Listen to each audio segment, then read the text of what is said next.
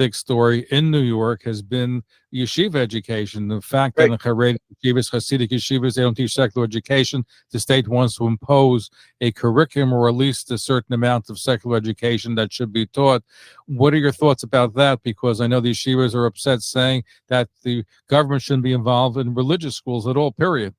Well, it's going to be a hard case because the government shouldn't be involved in religious schools, except to the extent of making sure that particularly schools that get federal or state funding reach minimum standards of education. I'll tell you what my solution is. I think all the yeshivas, particularly the Haredi yeshivas, should get together and appoint a board of people, a board of advisors. It can be people like Aaron Tversky, who's a very powerful member of the Hasidic community. It could be people like Nat Lewin, who are influential both in the law and in Jewish life. And these folks should be supervising what education the students are getting to make sure they get basic math, basic computer sciences. You don't have to get involved in evolution and Bereshit, but at least the basic issues of learning English, learning these kinds of essential skills to become a citizen, to remain a citizen, and to be employed should be taught. And I would rather see this come from within the community than outside the community. And that's why I've suggested putting together this committee of people who are very from themselves, but who have secular educations and who can advise and guide the yeshivas. And then the yeshivas can go to the government and say, leave us alone. We're taking care of this problem. We have this distinguished group of people who are telling us and advising us, and I think that will help resolve the problem. But can the government say, listen, you have this distinguished group of advisors, but they're not doing enough. The kids don't know as much as we think they should know. Can't the government say that once you open up the Pandoras Box? Well, the Pandoras Box is already open by accepting federal funding. You can't have it both ways, or state funding. So the Pandoras Box has been open, and it's always going to be a question of degree. I believe the state has the right to impose minimal standards, just minimal standards, not getting into Harvard standards, but being able to speak English, be able to do mathematics, be able to turn on a computer. Now, obviously, Haredi Jews don't want to give their children full access to computers, but they've created ways of giving them access to the computational aspects of the computer without the internet. So this requires a compromise, and the First Amendment is a compromise. And so I do think that letting the Jewish community solve its own problems is probably the best approach. But according to the New York Times, and I don't believe much that I read in the New York Times, but according to the New York Times, there are third and fourth generation Americans graduating from some of these schools who can't speak English. Now, I've never seen that myself. I go to Borough Park from time to time. I grew up in Borough Park, obviously. These kids speak English. You went to Eitz Chaim in Borough Park on 13th Avenue?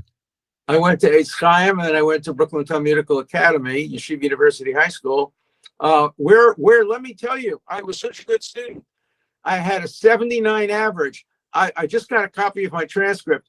I was, I think, 43rd out of 51 in the class. I was the bottom 10%. And Rabbi Zuraf, the principal of the yeshiva, took the train and went up to see Dr. Belkin at Yeshiva University and said, do not admit that bandit Dershowitz. He's just going to make trouble. And Yeshiva University turned me down. And I went to Brooklyn College. And then Yeshiva University gave me an honorary degree to make up for the fact that they had very properly, very correctly turned me down because I was a bandit in high school. But look where you were, because you went to Brooklyn College and became a top-notch lawyer. So they certainly honored you later on, but not at the onset. But just we're speaking with Harvard Law Professor Emeritus Alan Avi Dershowitz, the top lawyers in the United States, especially dealing with constitutional issues. You made an important point. You mentioned that they take federal funds. Would it be different if they didn't take federal state funds? Can they get away with doing whatever they want, even not adhering to minimal standards, if they don't accept these funds? Well, then they would be like the Amish in Pennsylvania, who want to live completely separate lives. They don't want to be involved with the government at all. The state probably, now there's no constitutional law directly on point. The state probably has the right to tell schools that until age 16, students have to be taught at least some of the basics. Now, I don't think that you can tell a yeshiva to teach evolution. I think that's too controversial. And if it's, I remember when I went to Talmudical Academy, Brooklyn Talmudical Academy, we would learn evolution in the afternoon and we learned creation in the morning. And over lunch, we'd fight about it.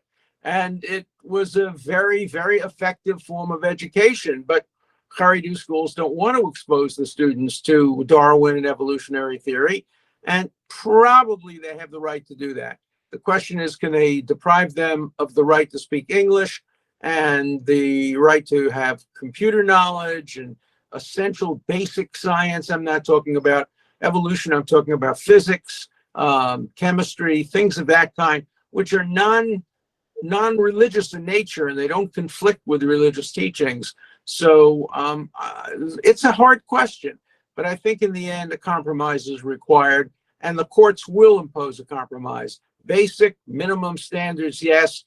Making educational policy for the school, no. I believe in England, the religious school, the Haredi schools have a problem because if they take government funding, they got to teach even transgender and other things which are inimical to Jewish tradition and teaching. So I believe that they may not be taking funding from the government in England. But I know there's been in the United States, the Supreme Court today would be more sympathetic than the English courts. I think the Supreme Court would say today you can take federal funds and you can still refuse to teach things that are completely antagonistic to religion. Let's remember, too, though, that there's nothing in Judaism that prohibits a person or punishes a person if he or she is gay. It's only if they act in a gay way. The being is not punished. Catholic Church takes the same view. In fact, the Catholic Church has a very interesting position. They say, if you're gay, then be like a priest. Priests are heterosexual or homosexual, whatever, but they, at least in theory and in what they're supposed to do, they don't practice. They are supposed to be celibate, right? Celibate. And if you're, so the Catholic view is if you're gay, you have to be celibate. I have a cousin, Idan Dershowitz, who wrote an op-ed in the New York Times. He's a great biblical scholar.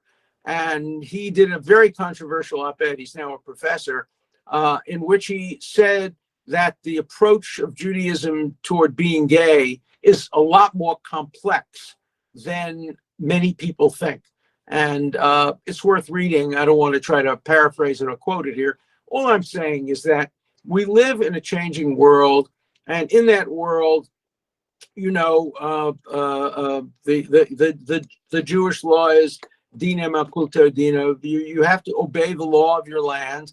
And the law of the land now includes some civil rights and civil liberties issues. But when they clash with freedom of religion, this Supreme Court, not previous ones, this Supreme Court has tended to side with religion. So my prediction, and Oliver Wendell Holmes once said, the job of a lawyer is to predict what the courts will do. In fact, my prediction is that Yeshiva will win in the Supreme Court, that the Haredi yeshivas in New York will win a moderate victory, but will have to teach some basics that are today not being taught.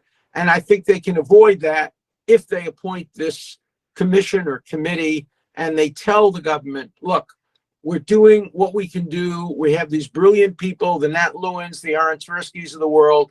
They're supervising what we're doing to see that it's both consistent with halacha and consistent with Dinei Malchuta. So I think that's something that can be done, and I would urge them doing it, and I would volunteer. I'm not going to be on any such commission because I don't satisfy the criteria, but I would certainly be willing to advise the Haredi community. Of course, one of the biggest problems is, how do you ever get the Haredi community to unite among themselves as to who to put on the commission? Oh, this guy has a friend in Satma. No, he's blah, blah, blah. Look, 2 Jews, 3 opinions, 2 Hasidim, 5 opinions.